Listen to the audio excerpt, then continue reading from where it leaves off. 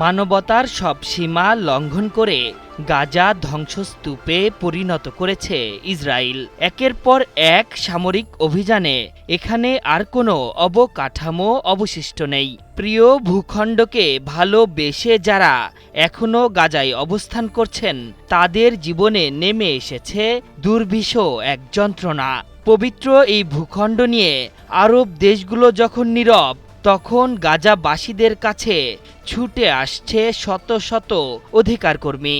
তাদের লক্ষ্য একটাই, অবরুদ্ধ গাজায় দখলদার ইসরায়েলের আরোপ করা অবরোধ ভেঙে চুরমার করে গাজাবাসীকে বুকে টেনে নেওয়া।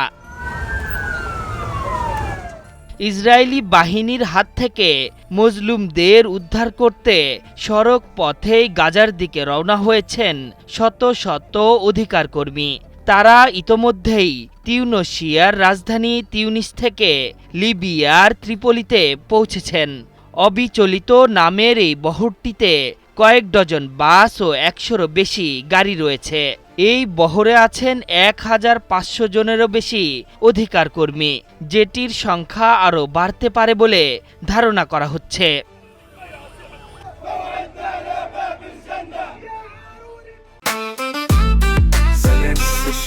জেনেক্সে শিফট করো, লাইফকে লিফট করো। টাইমস অফ ইসরায়েল জানিয়েছে, লিবিয়ার ত্রিপোলিতে বহরটি পৌঁছানোর পর তাদের অভিবাদন জানান হাজার হাজার মানুষ। এছাড়া বহরের গাড়িগুলোকে নিরাপত্তা দেয় সেখানকার পুলিশ। সংবাদ মাধ্যমটি জানিয়েছে, লিবিয়া হয়ে মিশরে যাওয়ার চেষ্টা করবে ওই অধিকারকর্মীরা। সেখান থেকে তারা যাবেন গাজা সীমান্তবর্তী রাফা ক্রসিংয়ে।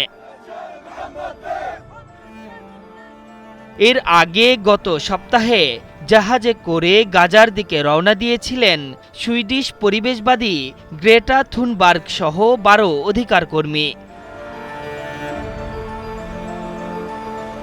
কিন্তু গন্তব্যে পৌঁছানোর আগেই তাদের জাহাজটি আন্তর্জাতিক সমুদ্র সীমা থেকে ছিনতাই করে ইসরায়েলি সেনারা।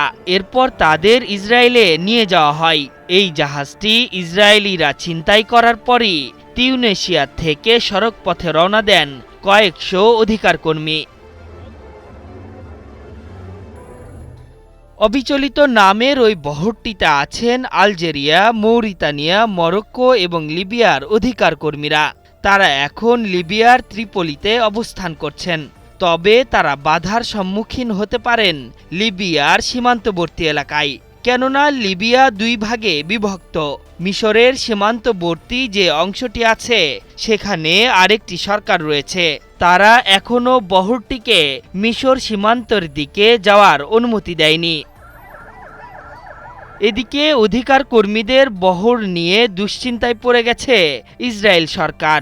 দখলদারদের প্রতিরক্ষা মন্ত্রী ইসরায়েল কাটজ ঘোষণা দিয়েছেন, বহরটিকে গাজায় প্রবেশ করতে দেওয়া হবে না, কারণ এতে তাদের সেনারা ঝুঁকিতে পড়তে পারেন।